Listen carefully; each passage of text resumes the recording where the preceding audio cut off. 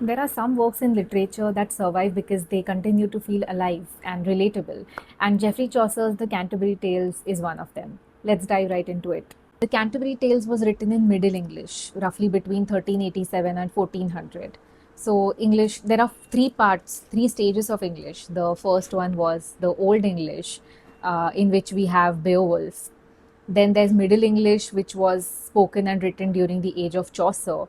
And today we have modern English, which is significantly different from Old English and Middle English. But once you read it out loud, it sounds similar.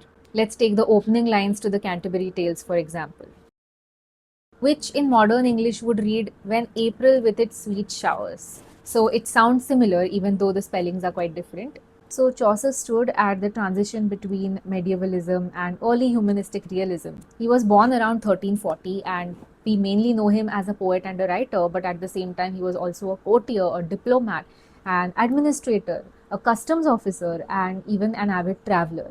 So, unlike many other writers of his time, he actually understood social range. He understood people coming from different social backgrounds. So, the Canterbury Tales uses something called frame narrative. It basically means there's a larger story, a big story, and there are smaller stories within that big story. If you've seen the movie Darna Mana Hai uses a frame narrative. The frame narrative in the Canterbury Tales, the setup is quite simple. There is a group of pilgrims who are going to be traveling to Canterbury Cathedral, which is the place of Thomas Becket's shrine, St. Thomas Becket's shrine, and they're going to visit and pay respect to the shrine.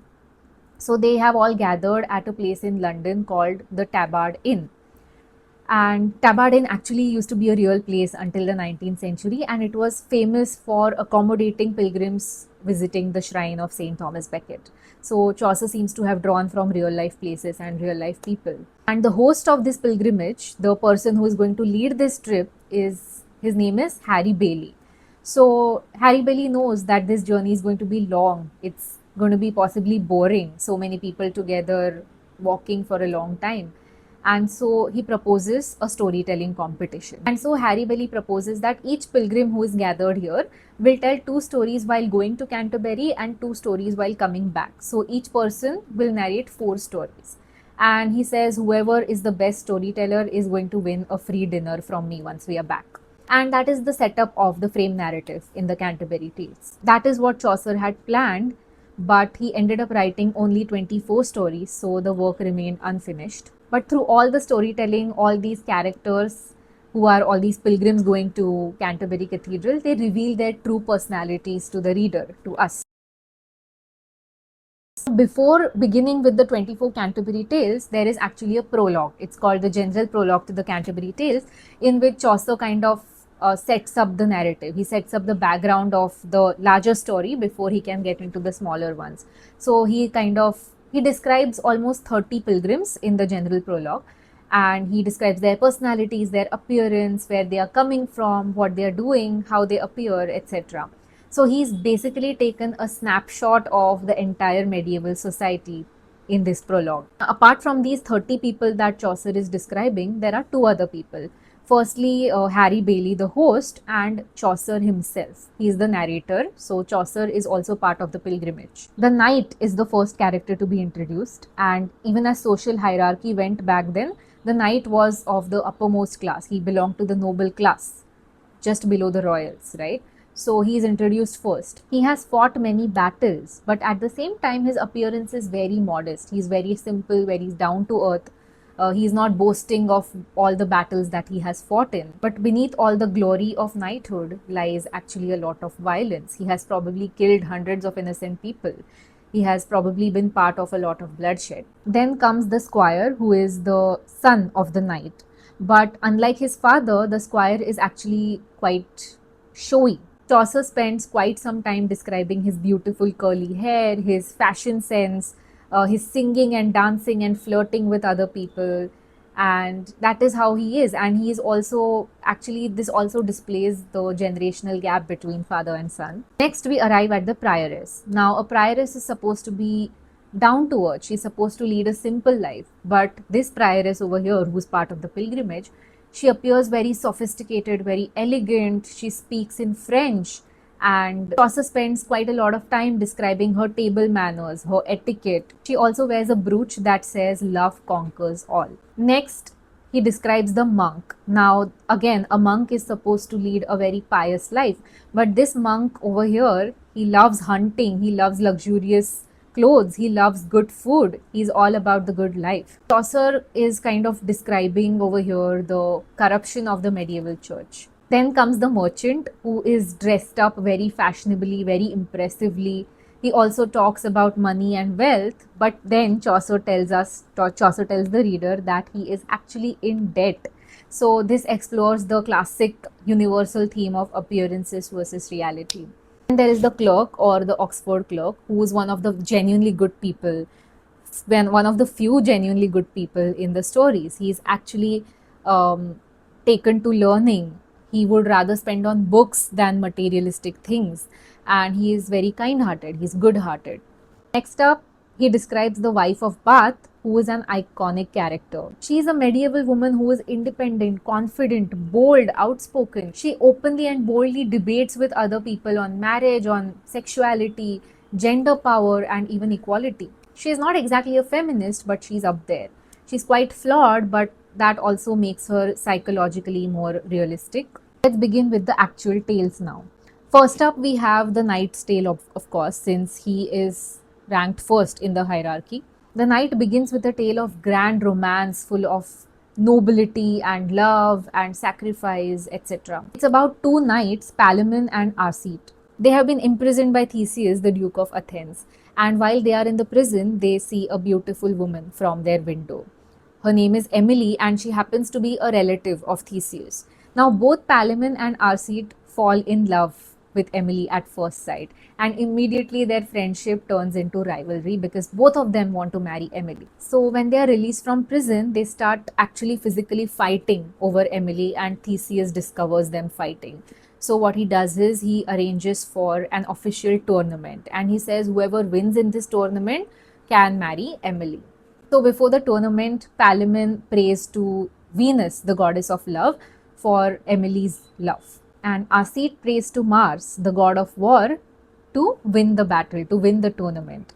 And both Venus and Mars end up blessing them, granting them their wishes. So wise old Saturn interrupts to balance things out.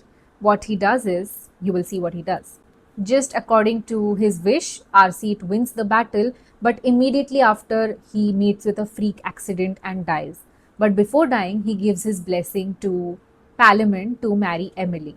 So Palamon ultimately ends up marrying Emily, and they live happily ever after. So when the knight gets done with his story and ends up on a very high note, the miller interrupts him, and he's going to change the entire mood of all the pilgrimage because he's drunk and he is lewd, and he is going to tell a very lewd story, the miller's tale. It is in the tradition of a medieval fablio, which means a short comical story. It follows an old carpenter named John, his wife Alison, and a clever young man called Nicholas. Now, back in the medieval times, such stories were very popular. Old men getting tricked by younger men. So, this is what this story is about. And Nicholas wants to sleep with Alison, who is also young, and Alison also reciprocates to this affair. Nicholas comes up with a trick to trick John, and he tells John the carpenter that Noah's flood is coming. A biblical flood is going to come, and they better be safe. They better find some means to hide. So poor old John, he hangs tubs from the ceiling of his house, and he sleeps in that tub. He hides there and he sleeps in that tub. And in the meantime, Nicholas and Alison carry out their affair. Now, there is also one other ridiculous character in the story called Absalom, who also makes an appearance, and in the end, John is subjected to public disgrace and humiliation, and the entire story ends up in a complete disaster. This is Chaucer deliberately bringing literature down from aristocratic nobility to common people's problems. So when the miller gets done with his ridiculous story, the reeve interrupts and begins telling his story. Now, a reeve is basically an administrative official, but this particular reeve over here once used to be a carpenter, and he is offended that the miller has made a joke about John the carpenter. So now he starts telling a story, a fablio again, about a miller. In this story, in the reeve story, is a dishonest miller. Okay, he cheats people of their grain, he steals grain from people.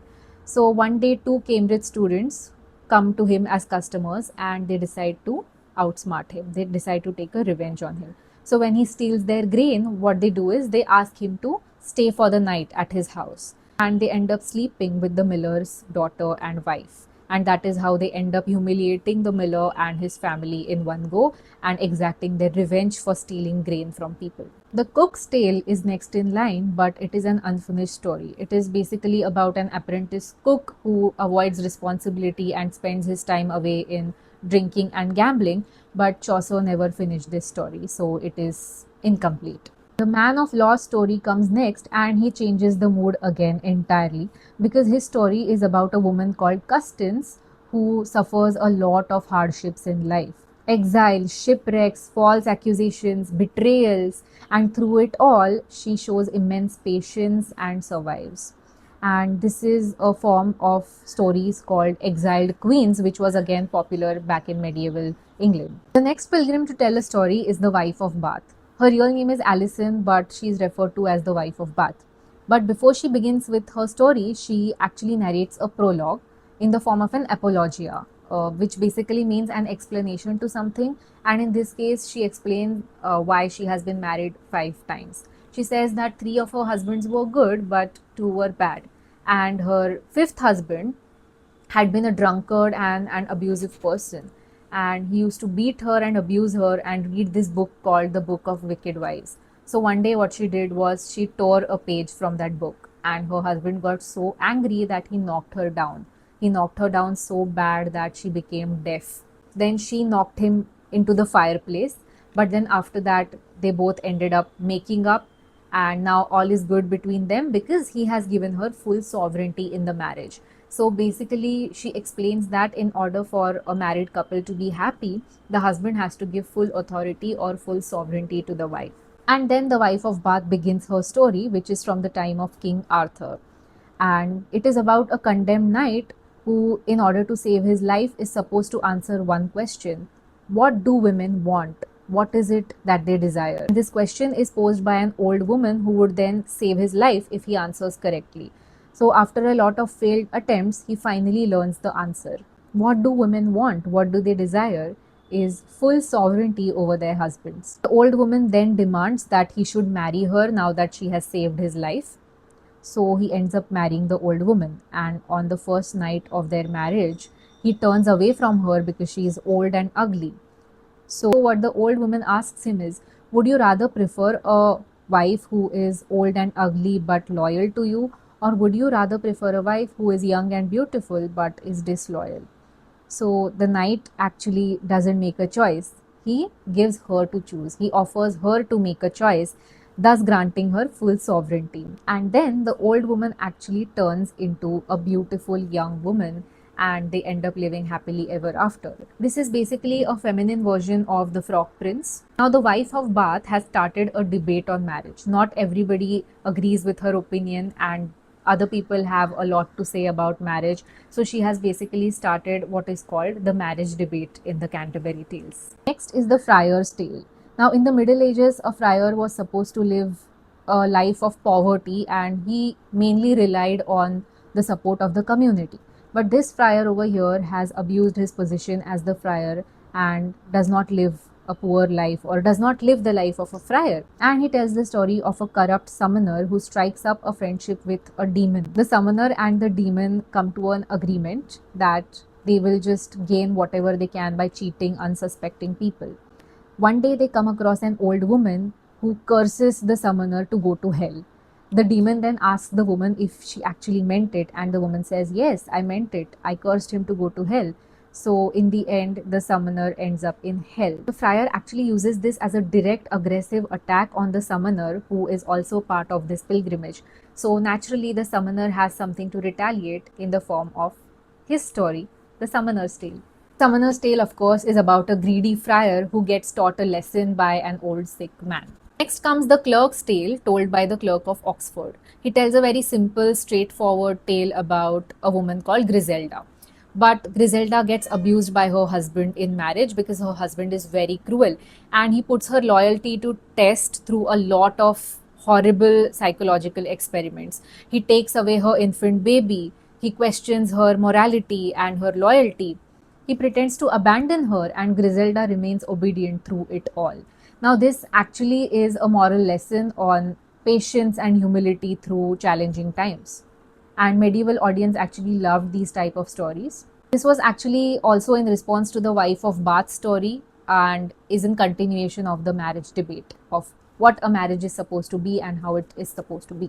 Next comes the merchant's tale, which gives a very bitter view of marriage, probably from the merchant's own personal experiences in his life.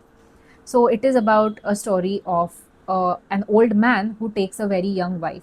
The name of the old man is January, and the name of the young wife is May. Soon, May begins an affair with a young squire, and by a turn of events, the old January turns completely blind. He loses his eyesight, and one day, May and her boyfriend are making love in a pear tree, and January happens to be sitting under it. Now, the gods Pluto and Proserpina have been watching all this ordeal, and Pluto gets very angry at May's infidelity. So, what he does is he instantly restores January's eyesight. And at the same time, the goddess Proserpina feels bad for May. So, she grants May a blessing that she will be able to talk her way out of any difficulty. So, even when January gains back his eyesight and he sees what is happening, May gaslights him into believing that whatever he's seeing is not the truth.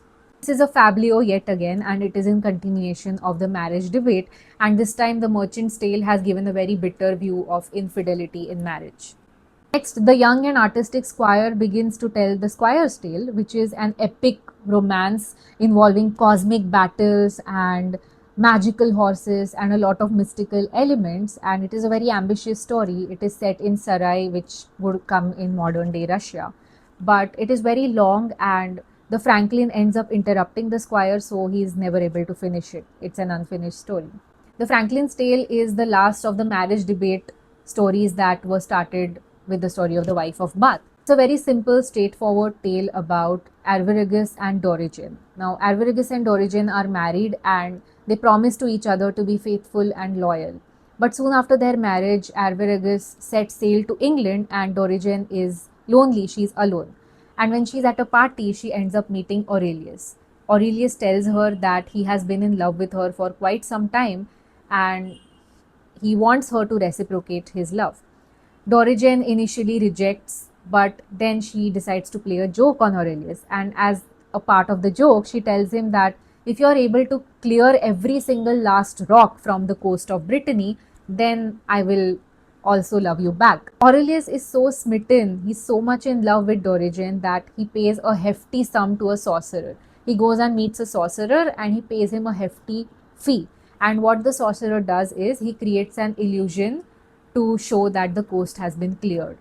When Dorigen sees the clear coast, she is now shocked and she is confused because she had promised, she had sworn a vow to Aurelius that she will marry him if the coast is cleared. And in the meantime, Arviragus comes back from England. And when he learns that this is the dilemma that his wife is suffering from, what he tells his wife is that your vow is more sacred than our marriage and you should respect it. Now, when Aurelius hears this, he is humbled. So he leaves them alone. And by seeing this, the sorcerer is also humbled. So he lets go of the hefty fee that Aurelius was supposed to give him. And this is where the Franklin's Tale ends, and he explores the marriage of equals, a marriage where there is a lot of faithfulness, a lot of loyalty, and hence a lot of love, thus ending the marriage debate. Next comes the Physician's Tale, which is actually probably the most disturbing of all Canterbury tales. It involves a father, a daughter, and a corrupt judge. Next comes the Pardoner's Tale. The pardoner openly confesses to everyone that he is a fraud and that he sells fake religious objects and fake pardons for money. And then he tells a story about three young men who set out to destroy death itself and end up getting destroyed because of a lot of greed. The irony here is astounding. Next is the Shipman's Tale, which is another fablio, and it is set in France and also has a few French phrases. It involves a rich merchant, his beautiful wife, and a monk. Next in line is the prioress. Her name is Madame Eglantine, and she is very sophisticated, and she also has a few pet dogs whom she feeds luxurious food. She also weeps at the sight of mice being trapped in those horrendous traps. It looks like she has a lot of empathy for others, but her story ends up becoming the most controversial of them all because it has anti Semitic themes and also the ancient persistent myth of the blood libel. A small Christian boy is on his way to school and he's singing the hymn of Virgin Mary when he's attacked by a few Jewish people and ends up getting killed. And the boy's distraught mother is looking for her son. She hears his voice, and miraculously, this dead little boy starts singing because Mother Mary has placed a grain on his tongue. The Christian provost of the town then orders the execution of the people who had killed the boy. And then the abbot removes the grain from the boy's tongue, at which point he immediately stops singing. He is then buried as a martyr. This story reveals the dark side of the prioress, who, on the one hand, appears to be very pious, very moral, but on the other hand, narrates a story that is full of violence, bias, and hatred. The host, Harry Bailey, then asks Chaucer, the narrator, to tell a story, expecting a simple, straightforward tale because of his demure character. But Chaucer begins telling the tale of Sir Topas, which is actually a grand, boring, dragged romance, and it gets very repetitive at one point, so Harry Bailey tells him to stop. So when Harry Bailey stops him, Chaucer then begins narrating the tale of Melibea, which is in strike contrast to the tale of Sir Topas. It is entirely in prose. Now this is an exception. While most of the tales, or almost all of the tales, are in verse, the tale of Melibea is in prose, and it is a very serious story involving a lot of moral and philosophical discussions. The monk is next in line, who tells the monk's tale. Basically, he tells a string of 17 short stories. All of them are tragedies about famous, successful people getting destroyed by bad fortune. And at one point, the knight gets so disturbed by all these tragic stories that he pleads the monk to stop. So Harry Bailey intervenes and he asks the monk to tell a story about hunting, but the monk says that he's done. So then Harry Bailey calls upon the nun's priest to tell a story. A nun's priest is basically a male priest who's sort of like a chaplain for a community of nuns. The nun's priest's tale is sort of like a breath of fresh air from all the human drama in all the other stories because it is a beast fable. It is about an animal, a chicken or a rooster in particular, a beautiful rooster who is also quite proud of his looks. His name is Chanticleer, quite a fancy name, and Chanticleer lives in a widow's chicken yard along with his 7 wives. But his most favorite wife is this chicken called Pertilote. Now, one night, Chanticleer dreams that he was attacked by a fox. And when he tells Pertilote about his dream, Pertilote just tells him, just forget it, dreams don't mean anything, just forget it. But later that day, a fox indeed attacks Chanticleer and drags him towards the jungle. Now, the widow's farmyard is all awakened, they are alerted, and the widow's folks, they start chasing the fox to the jungle. And Chanticleer is smart and he's also brave. So what he does is he uses his wit to outsmart the fox. So he mocks the fox. He starts mocking the fox and he suggests the fox to turn back and mock the people who are trying to chase him. And so the fox does exactly that. He turns back, and when he opens his mouth to mock all the people who are chasing him, Chanticleer escapes from his mouth and runs away. And that is the nun's priest's tale. Then begins the second nun's tale, which is basically a hagiography. A hagiography was one of the most popular genres in medieval literature, which is basically the story of a saint, how a saint suffers hardships and performs miracles or becomes a martyr. This particular story is about Cecilia, a noble lady from Rome, whose life is full of hardships, but she manages to get through it all because of her faith and humility and devotion. Ultimately, her house in Rome becomes the Church of Saint Cecilia. The next story is the canon's yeoman's tale. Now, a canon is a specific type of priest in a church or a cathedral, and he is not described in the prologue because the canon and his yeoman meaning servant, they appear later on in the story because they are not there at Tabard Inn, they catch up later. And when they join the crew, the yeoman begins telling the story, the canon's yeoman's tale.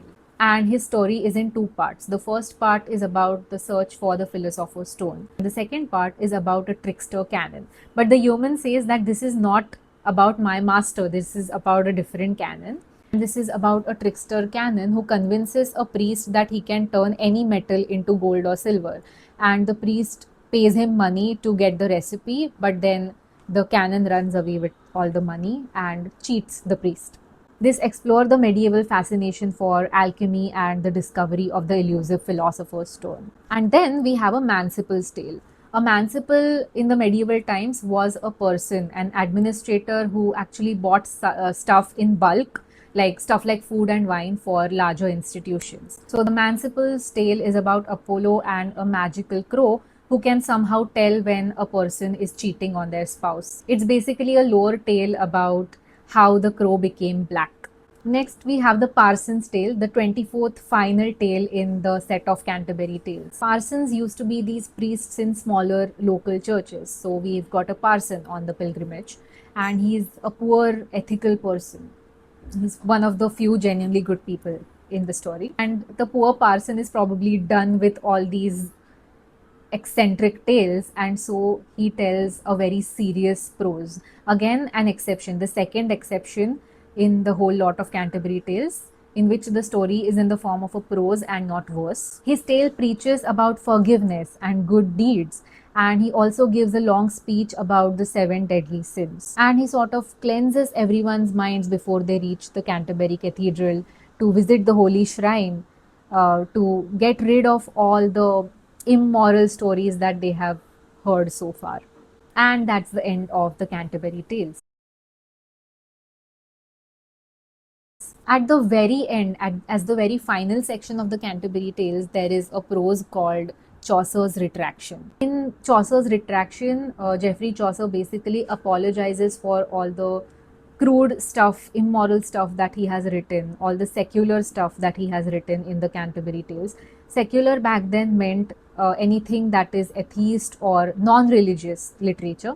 And he is aware, he's self-aware that he has narrated a lot of immoral human acts, which he calls worldly vanities, and he apologizes to God for that. And so he basically also revokes or retracts many of his non-religious works, including some parts of the Canterbury Tales. He also thanks God for all the moral or religious literature that he has worked on, and says that he will devote his life to cleansing his guilt. And that's the end of the Canterbury Tales. For a quick glance of the Canterbury Tales and other resources, I will paste the links down below and you can check them out.